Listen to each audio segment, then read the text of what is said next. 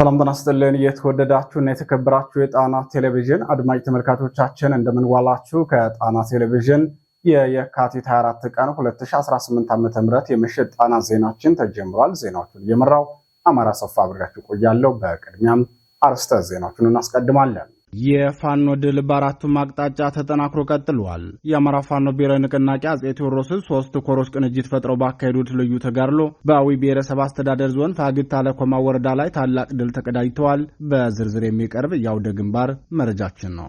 የብልጽግናው ሰራዊት አዛዦች ወንጀሉን ቀጥለውበታል። በአማራ ክልል የዘር ማጥፋት ጦርነት የከፈተው የብልጽግናው ሰራዊት ንጹሐንን በማፈንና ንብረት በመዝረፍ የጦር ወንጀል መፈጸሙን አጠናክሮ የቀጠለ ሲሆን በመተማ አውራጃ ከ10 በላይ ንጹሐን በብልጽግናው ሰራዊት ጦር አዛዦች ታፍነው መወሰዳቸውን የአካባቢው ነዋሪዎች ለጣና ቴሌቪዥን ተናግረዋል። ይደመጣል። የአማራ ፋኖ ብሔራዊ ንቅናቄ ጎንደር ጠቅላይ ግዛት እዝና ደጃዝማች በላይ ዘለቀ እዝ ቅንጅት ፈጥረው ያካሄዱት የበለሳው ተጋድሎ የድሉ ሚስጥር አንድነታችን ነው፣ እስካሁን ሲጎትተን የነበረውም እርስ በርሳችን ስንገፋፋ በመቆየታችን ነው ሲል የፋኖ አመራሩ በአንደበቱ ስለ ድሉ ትርጉምና ስፋት ተናግሯል። ተሰሙታላችሁ። ብልጽግናው የከባድ መሳሪያ ድብደባ ማድረጉ ታውቋል። በርካታ ተተኳሽና የወታደራዊ ሎጂስቲክሱን ጥሎ ከራያ አላማጣ የወጣው የብልጽግናው ሰራዊት ዛሬ በቆቦ ደጋማ አካባቢዎች በመንቀሳቀስ የከባድ መሳሪያ ድብደባ መፈጸሙን የአካባቢው ነዋሪዎች ለጣና ቴሌቪዥን ገልጸዋል። የአማራ ፋኖ ብሔራዊ ንቅናቄ በበኩሉ በታላቁ አርበኛ ስም ዘመቻ መክፈቱን ይፋ አድርጓል። ይደመጣል። ሌላኛው የአያቶላ ሆምኒ ልጅ በቤሩት እስራኤልና አሜሪካ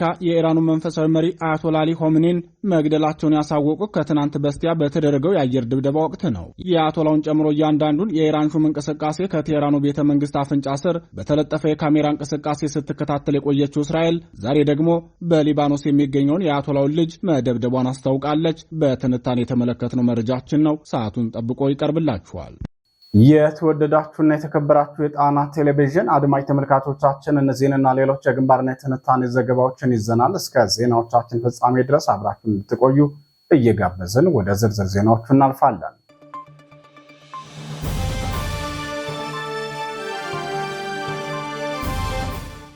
ወደ ቀዳሚው ዜናችን አመራን። በሶስት ኮሮች የተካሄደው የጥምር ተጋድሎ የአማራ ፋኖ ብሔራዊ ንቅናቄ አጼ ቴዎድሮስ 3 ኮሮች ቅንጅት ፈጥረው ባካሄዱት ልዩ ተጋድሎ በአዊ ብሔረሰብ አስተዳደር ዞን ፋግታ ለኮማ ወረዳ ላይ ታላቅ ድል ተቀዳጅተዋል።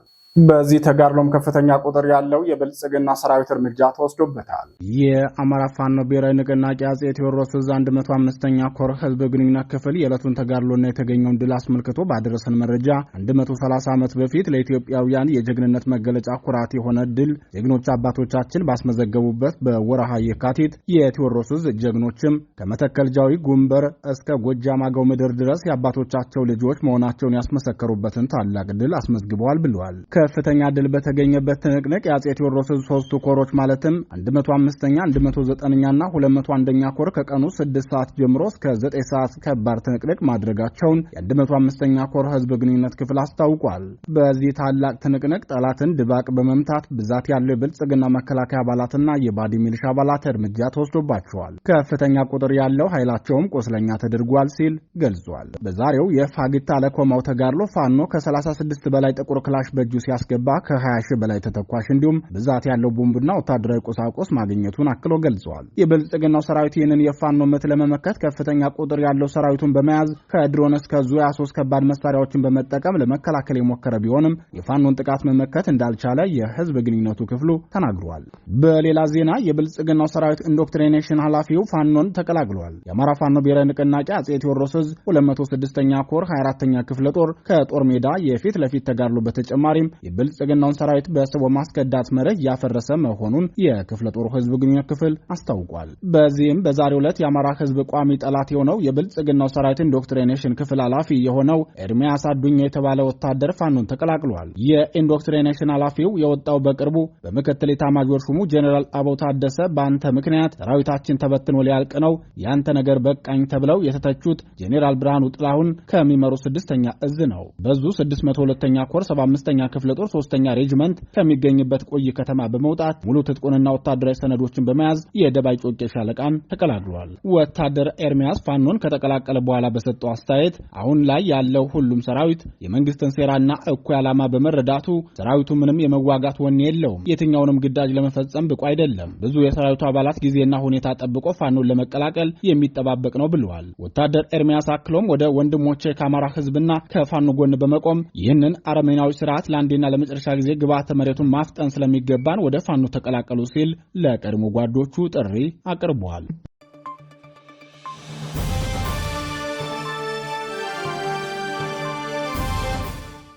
ወደ ተከታዩ ዜናችን እናልፋለን። የታፈኑት በጦር መሪዎቹ ነው። እማኞች በአማራ ክልል የዘር ማጥፋት ጦርነት የከፈተው የብልጽግናው ሰራዊት ንጹሃንን በማፈንና ንብረት በመዝረፍ የጦር ወንጀል መፈጸሙን አጠናክሮም መቀጠሉ ታወቀ። በመተማ አውራጃ ከ10 በላይ ንጹሃን በብልጽግና ሰራዊት ጦር አዛዦች ታፍነው መወሰዳቸውን የአካባቢው ነዋሪዎች ለጣና ቴሌቪዥን ተናግረዋል። የጣና ቴሌቪዥን ምንጮች የስርዓቱ ጦር አዛዦች ወንጀሉን ከፈጸሙበት ቦታ ባደረሱን መረጃ እንዳስታወቁት የበርካታ ንጹሃን አርሶ አደሮች የቁም እንስሳት በብልጽግናው ሰራዊትና በሌሎች ታጣቂዎች ጥምረት ተዘርፈው ወደ ሱዳን መሻገራቸው ታውቋል።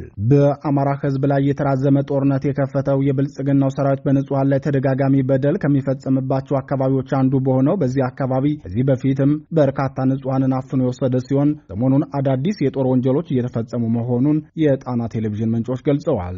የታፈኑት ንጹሃን ሀብት እንዳላቸው በመረጃ አጣርቶ ያፈናቸው መሆኑን የሚናገሩት ምንጮቻችን ዓላማው ወደ ሊቢያ ለህገ ወጥ ሰው አዘዋዋሪዎች ለመሸጥ የታሰበ ነው ብለዋል። ህገ ወጥ ሰው አዘዋዋሪ ደላላዎች ከብልጽግናው ሰራዊት አዛዦች፣ ከሱዳን ጦር መሪዎች፣ ከህወሓት ታጣቂ ቡድንና በፋኖ ስም የወጣ ግን ደግሞ ከፋኖ እውቅና ውጭ በዚህ ወንጀል እየተሳተፈ ከሚገኘው ቡድን ጋር ቅንጅት ፈጥረው የሰዎች ንግድ ላይ መሰማራታቸው ይታወቃል። ስደትን መርጠው ወደ አካባቢው የሚሄዱ ሰዎች በሚጠፉበት ሰዓት የብልጽግናው ጄኔራሎች አካባቢውን ባለሀብቶች ቤተሰቦችን አፍነው ለደላሎቹ አሳልፈው በመስጠት የማስለቀቂያ እስከ ግማሽ ሚሊዮን ብር መቀበል የዘወትር ተግባራቸው አድርገውታል። ከአካባቢው ባለሀብቶች በተጨማሪም እስከ ሶማሌ ክልል የተዘረጋ የድለላ ሰንሰለት የፈጠሩት እነዚህ ኃይሎች በሶማሌ ክልል በርካታ ግለሰቦችን አታለው ወደ መተማ ቀጠና በመውሰድ በዚህ ንግድ ላይ ተሰማርተዋል። በዚህ ብቻ የማይመለሱት የብልጽግናው ወታደራዊ አዛዦችና የድለላ ቡድኑ አባላት በብልጽግናው ሰራዊት ውስጥም የኦሮሞና የሶማሌ ተወላጅ የሰራዊቱን አባላትም አፍነው ወደ ሊቢያ እያሻገሩ መሆኑን የጣና ቴሌቪዥን ምንጮች በተደጋጋሚ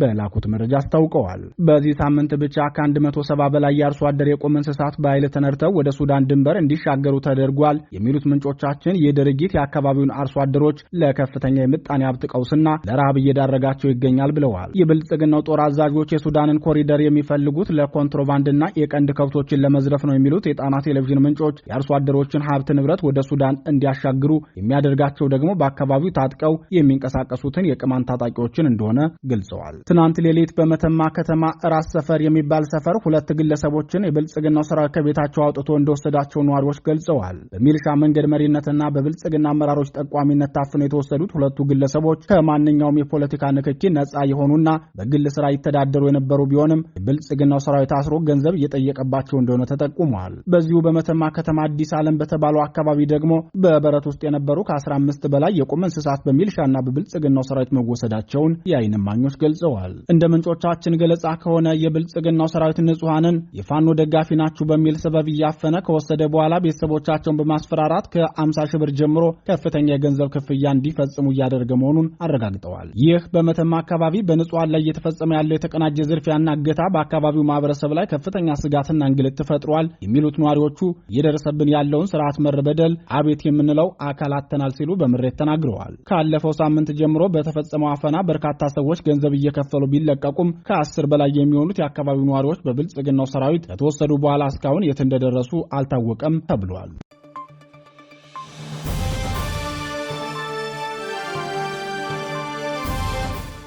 ዜናዎቻችን ቀጥለዋል።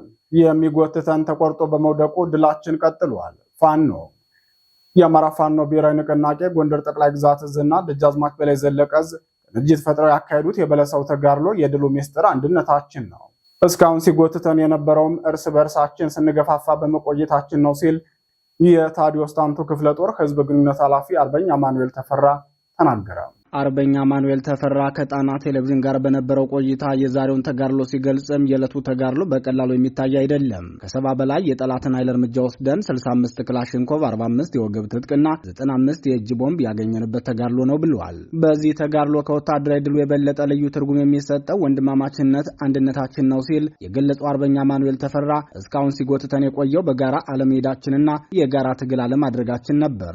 አሁን ያንን ቀርፈን በተቀናጀና ወንድማዊ በሆነ ስሜት ውጊያውን አካሂደናል። ውጊያውን በበላይነት ያካሄደውም የደጃዝማች በላይ ዘለቀ ዕዝ ዳግማዊ ቴዎድሮስ 5ኛ ኮር ነው ሲል ገልጿል። በውጊያውም የሁለቱም ዕዝ ሰራዊት አባላት በከፍተኛ ተጋድሎ የተሳተፉበት እንደነበር የገለጸው የታዲዮስ ታንቱ ክፍለ ጦር ህዝብ ግንኙነት ኃላፊ ለደጃዝማች በላይ ዘለቀ ዕዝ ዳግማዊ ቴዎድሮስ ኮር 5 ክፍለ ጦሮችና ከጎንደር ጠቅላይ ግዛት ዕዝ ደግሞ ታዲዮስ ታንቱ ክፍለ ጦር የጋራ ዘመቻ ዕቅድ አውጥተው በመናበብ ያካሄዱት ተጋድሎ መሆኑን ተናግሯል። አርበኛ ማኑኤል ተፈራ በዛሬው ዕለት ከፍተኛ ወታደራዊ ድል የተገኘበትን የደጎማውን ተጋድሎ አስመልክቶ የሰጠው ሙሉ መረጃ ተከታትለን እንመለስ። አርበኛ አማኑኤል ተፈራ እንደምን አለ? እንዲሁ አጠቃላይ የዛሬው ውጊያ ምን ይመስል ነበረ? በተለይ ደግሞ የአማራ ፋኖ ብሔራዊ ንቅናቄ ጎንደር ጠቅላይ ግዛት ዕዝና እንዲሁም ደግሞ የአማራ ፋኖ ብሔራዊ ንቅናቄ በላይ ዕዝ በጋራ ያካሄዱት ውጊያ እንደሆነም ተሰምቷልና የውጊያው ሂደት ምን ይመስላል የሚለውን እንደው ለአድማጭ ተመልካቾቻችን ዝርዝር መረጃውን ብታደርስልኝ። አመሰግናለሁ አማረ። እንደ አንተ እንደገለጽከው ያው በተካሄደው ዛሬ 12 ሰዓት ነው ውጊያ የተጀመረው። ለ2 ሰዓት የቆየ ውጊያ ነው የተካሄደው። እንግዲህ በማዕከላዊ ጎንደር ደጎማ በሚባል ቦታ ላይ ነው ውጊያው የተካሄደው። ደጎማ ማለት በጣም ስትራቴጂክ የሆነች ቦታ፣ በአራቱም አቅጣጫ ለጠላት ብዙ ጊዜ የተቀመጠባት ቦታ ነች እና በርካታ ጊዜዎችንም እዛ አሳልፏል እና ነገር ግን በትናንትናው ዕለት በተጠና ኦፕሬሽን ነው እንግዲህ ዛሬ 12 ሰዓት በጠዋቱ የተካሄደው ውጊያው በርካታ ድሎችን ማግኘት ተችሏል። እንግዲህ በርካታ ክፍለ ጦሮችም ተሳትፈዋል። ጥቁር አንበሳ ክፍለ ጦር፣ ጎንደር የበጋሻው ክፍለ ጦር፣ መብረቅ ክፍለ ጦር እና ክንፈ ታዲዮስ ታንቱ ክፍለ ጦር ነው እንግዲህ ውጊያውን በጋራ ያካሄዱት። ውጊያውን በጋራ ካካሄዱት በኋላም በርካታ ድሎችን ማግኘት ተችሏል። ከ70 በላይ የመከላከያና የሚኒሻ መደምሰስ ተችሏል። 65 ክላሽንኮቭ መሳሪያ፣ 45 የወገብ ትጥቅና 95 የቦምብ መማረክ ተችሏል። በርካታ ድሎችን መቀናጀት ችለናል። አማረ እጅግ አመሰግናለሁ። እንግዲህ በተለይ ይሄ ውጊያ እጅግ መናበብ የታየበት በርካታ በሁለቱም እዞች መካከል የአማራ ፋኖ ብሔራዊ ንቅናቄ ጎንደር ላይ የሚንቀሳቀሱት ሁለቱም እዞች ክፍለ ጦሮች ከፍተኛ መናበብ ያደረጉበት ነበርና አጠቃላይ መናበቡ ያለው በተለይ በዚህ ውጊያ ላይ ያመጣው ፋይዳ ምንድን ነው ማለት ይቻላል? አዎ እስካሁንም ሲጎተን የቆየው ያው በጋራ ለመሄድና አንድ የጋራ ትግል አለማስኬድ ነው እና ከፍተኛ ችግርም ሲፈጥሩ የነበሩት እነሱ ተቀርፈው አሁን በተለይ በተቀናጀ ወንድማዊ በሆነ ስሜት ነው እንግዲህ ውጊያው የተካሄደው። አምስተኛ ዳግማዊ ቴዎድሮስ 5ኛ ኮር ነው እንግዲህ በበላይነት ውጊያውን የሚያካሄደው።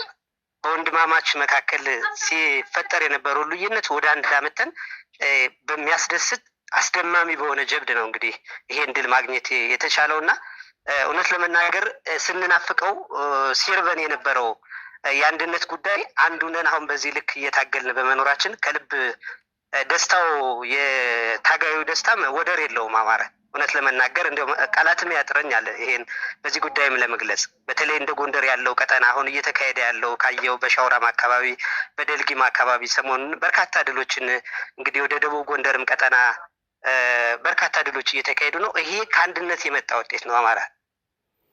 እጅግ አድርጌ አመሰግናለሁ። በተለይ ይህንን አጽንቶ በመቀጠል ረገድ የታጋዩ የአመራሩ ቁርጠኝነት ምን ይመስላል?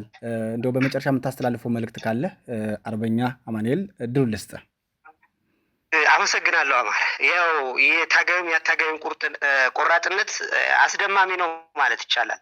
በተለይ እንግዲህ በአሁኑ ከቅርብ ጊዜ ወዲህ እየተካሄደ ያለው ይሄ የጋራ ወደ ውጊያ በተለይ አሁን በቅርብ ደግሞ በጣም የመቀራረብ ጦሩ ባንድ የመብላት የመጠጣት አጠቃላይ የጋራ ትግላችን ፍሬ እያፈራ እና ወደፊትም እነዚህ እንደው በተለይ በዚህ በጎንደር ቀጠና ተሰግስገው ይሄን የጎንደርን ትግል እየጠለፉ ወደኋላ እየጠመዘዙ የነበሩ ሰዎችን የለየነበት ወዳጅና ጠላታችንም በደንብ የለየነበት አውደ ውጊያ ነው እየተካሄደ ያለና በጣም በቃ አስደማሚ ውጊያ ነው። አማራ እውነት ለመናገር የጦሩ ደስታው ከመጠን በላይ ሆኗል። የአካባቢው የገበሬው በተለይ በዚህ አውደ ውጊያ ላይ በርካታ አርሶ አደሮችም በውጊያው ተሳትፈዋል።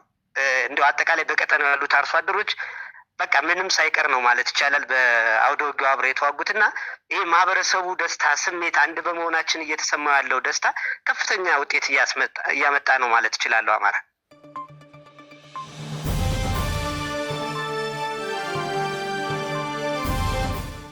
ክቡራትና ክቡራን የጣና ቴሌቪዥን አድማጭ ተመልካቾቻችን የየካቲት 24 ቀን 2018 ዓ.ም የምሽት ጣና ዜናችን አሁንም እንደቀጠለ ነው። ብልጽግናው የከባድ መሳሪያ ድብደባ አደረገ። በርካታ ተተኳሽና የወታደራዊ ሎጂስቲክሱን ጥሎ ከራያ አላማጣ የወጣው የብልጽግናው ሰራዊት ዛሬ በቆቦ ደጋማ አካባቢዎች በመንቀሳቀስ የከባድ መሳሪያ ድብደባ መፈጸሙን የአካባቢው ነዋሪዎች ለጣና ቴሌቪዥን ገለጹ። የአማራ ፋኖ ብሔራዊ ንቅናቄ በበኩሉ በታላቁ አርበኛ ስም ዘመቻ መክፈቱን አስታወቀ። የራያ ቆቦ አካባቢ ነዋሪዎች ለጣና ቴሌቪዥን እንደገለጹት የብልጽግናው ሰራዊት ከራያ አላማጣ በመውጣት መሽጎበት በሚገኘው ቆቦ ከተማና አካባቢው በመነሳት ዛሬ ከቀትር በኋላ አዲስ ወታደራዊ እንቅስቃሴ አድርጓል ብለዋል። ከቆቦ በቅርብ ርቀት ተራሮች ላይና በከተማው ዙሪያ ምሽጎችን ሰርቶ የነበረው የብልጽግናው ሰራዊት ዛሬ ስላደረገው አዲስ እንቅስቃሴ የገለጹት ምንጮቻችን ከቀናት በፊት በቆቦ ከተማ ሰኞ ገበያ ላይ ፋኖ በሰርጎ ገብ ኦፕሬሽን የባዲን ብልጽግና የሚሊሻ አዛዦችንና የካድሬ መዋቅር አመራሮች ላይ እርምጃ መውሰዱን ተከትሎ ከፍተኛ ድንጋጤ ውስጥ ገብቶ ነበር ሲሉ ተናግረዋል። የብልጽግናው ሰራዊት በቆቦ ደጋማው አካባቢዎች የፈጸመውን የከባድ መሳሪያ ድብደባ ተከትሎ እስካሁን ያጸፋ ምላሽ የሰጠው ኃይል እንደሌለ የገለጹት ምንጮቻችን ከሰሞኑ በቆቦ ከተማ በተደረጉ አስቸኳይ ስብሰባዎች የቀጠናው ኮማንድ ፖስት ወደ ራያ አላማጣ ድጋሚ እንዲገባ ውሳኔ ላይ መድረሱን ሰምተናል ብለዋል። ትጥቅና ስንቁን ጨምሮ ከራያ አላማጣ በርካታ ወታደራዊ ገዢ ስፍራዎችን ለቆ የወጣው የብልጽግናው ሰራዊት ድጋሚ ወደ ስፍራው እንዲገባ ትዕዛዝ መውረዱን ተጨማሪ መረጃዎች እየወጡ ነው። በሌላ በኩል የህወሓት ታጣቂ ኃይል ትንኮሳ ፈጽሞበት በነበረባቸው ስፍራዎችና ለሳምንት የዘለቀ ውጊያ ተደርጎበት በነበረው አካባቢዎች የብልጽግናው ሰራዊት ህዝቡን እየሰበሰበ መሆኑ ተነግሯል። በሌላ ዜና የአማራ ፋኖ ብሔራዊ ንቅናቄ ደጃዝማች በላይ ዘለቀዝ በቅርቡ ከብልጽግናው ጦር ጋር በተደረገው ተጋድሎ ታላቅ ጀብድ ሰርቶ በጀግንነት የወደቀው አርበኛ ማንዴላ ያዩ ስም አዲስ ዘመቻ ማወጁ ተገልጿል። ዘመቻው የጀመረው ከዛሬ የካቲት 24 ቀን 2018 ዓ.ም ጀምሮ መሆኑን የገለጸው የአማራ ፋኖ ብሔራዊ ንቅናቄ ደጃዝማች በላይ ዘለቀዝ ህዝብ ግንኙነት ክፍል በዚህም ዛሬ ከጧት ጀምሮ እስከ ምሽት ድረስ በተለያዩ ስፍራዎች በተደረጉ አውደ ውጊያዎች እዙ ታላቅ ድል እያስመዘገበ ይገኛል ሲል ገልጿል። የእዙ ቃል አቀባይ ክፍል አክሎም በአርበኛው ስም የታወጀው ዘመቻ አርበኛ ማንዴላ ያዩ ወይም አባ ደርምስ ተብሎ የተሰየመ ሲሆን ዘመቻው ለተከታታይ ቀናት በድል ታጅቦና በታላቅ ተጋድሎ ተጠናክሮ እንደሚቀጥል አስታውቋል።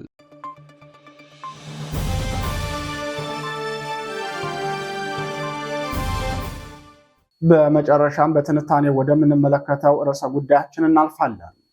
ሌላኛው የአያቶላ ሆሚኒ ልጅ በቤሩት እስራኤልና አሜሪካ የኢራኑን መንፈሳዊ መሪ አያቶላ አሊ ሆሚኒን መግደላቸውን ያሳወቁ ከትናንት በስቲያ በተደረገው የአየር ድብደባ ወቅት ነው።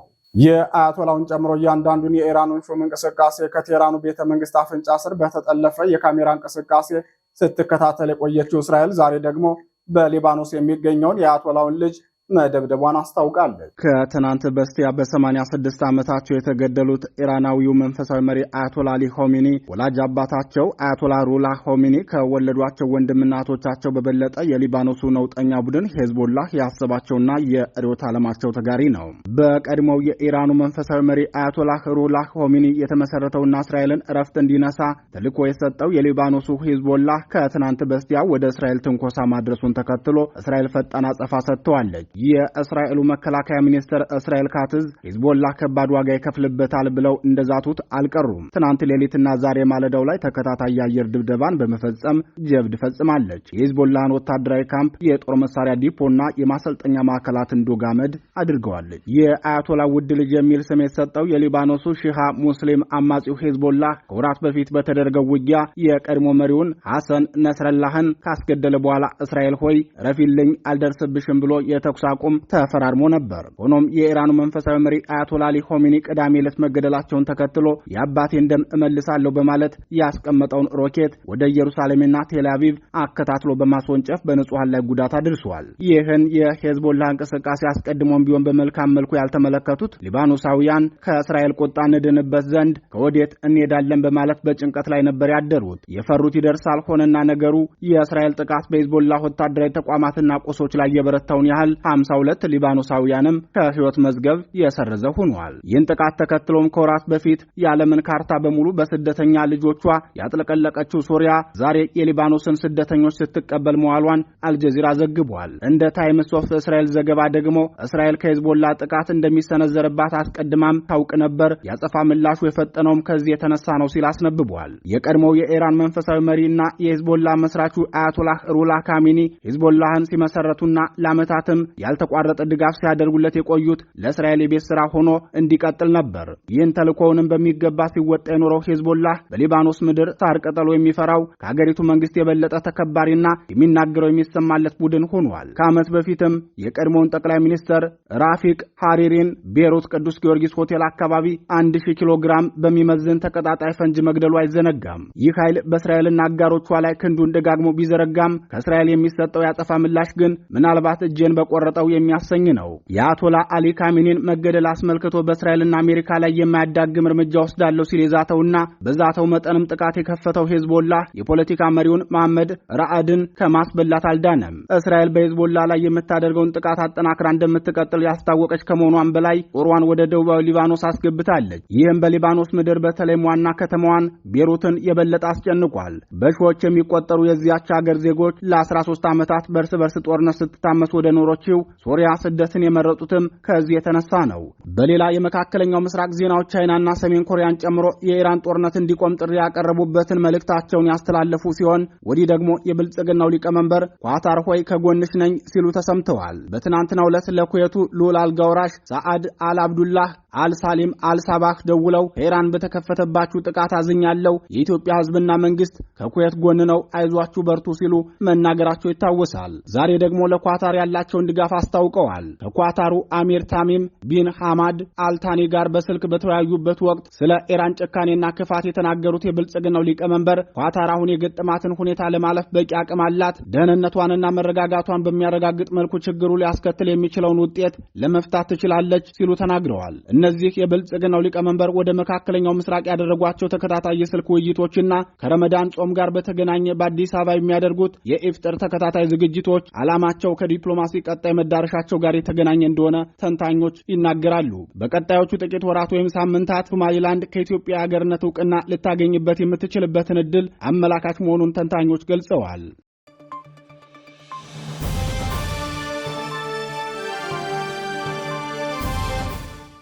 ክቡራትና ክቡራን የጣና ቴሌቪዥን ደጋፊዎች የአማራ ሕዝብን ትግል ማዕከል በማድረግ ውግንናውን ለአማራ ሕዝብ ማዕከላዊ ኮዝ ዘላቂ ጥቅምና የተቆጠሩ ጥያቄዎች ያደረገው ጣና ቴሌቪዥን ትግሉ የገጠመውን የስትራቴጂክ አመራር ክፍተት እንዲሞላ ሕዝባዊ መሰረቱን አስጠብቆ እንዲቀጥል በማድረግና ሚዛናዊ የመረጃ ተደራሽነትን በጥራት በፍጥነትና በታማኝነት እያቀረበ የሚገኘውን የጣና ቴሌቪዥንን ለመደገፍ በርካቶች በምን እንደግፍ የሚል ጥያቄ ስታቀርቡልን መቆየታችሁ ይታወቃል።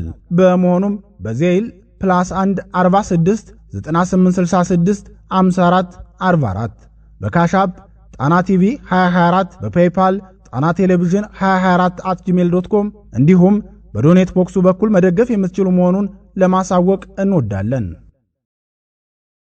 ክቡራትና ክቡራን የጣና ቴሌቪዥን አድማጭ ተመልካቾቻችን የየካቲት 24 ቀን 2018 ዓ.ም የምሽት ጣና ዜናችን የተከታተላችሁትን ይመስል ነበር። ዜናዎቹን እየመራው አማራ ሰፋ አብሬያችሁ ቆየው። ጣና ቴሌቪዥንን ምርጫችሁ አድርጋችሁ ስለምትከታተሉን እናመሰግናለን።